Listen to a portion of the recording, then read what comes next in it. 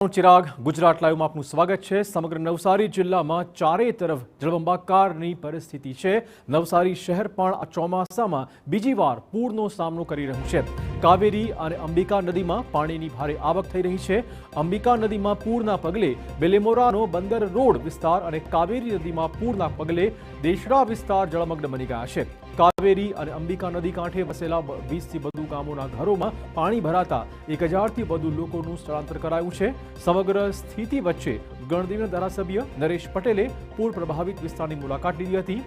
સંપર્ક વિહોણા થયેલા ભાઠા ગામના ધોળ ફળિયામાં ટ્રેક્ટર પર સવાર થઈને પહોંચ્યા હતા ધારાસભ્ય નરેશ પટેલ।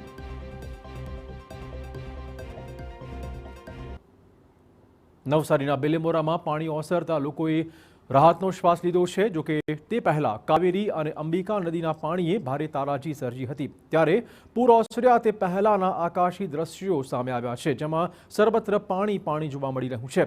અંબિકાના કારણે બંદર રોડ વિસ્તાર પાણીમાં ગરકાવ થઈ ગયો હતો। આ તરફ કાવેરી નદીના કારણે દેશડા વિસ્તાર જળમગ્ન બની ગયો હતો।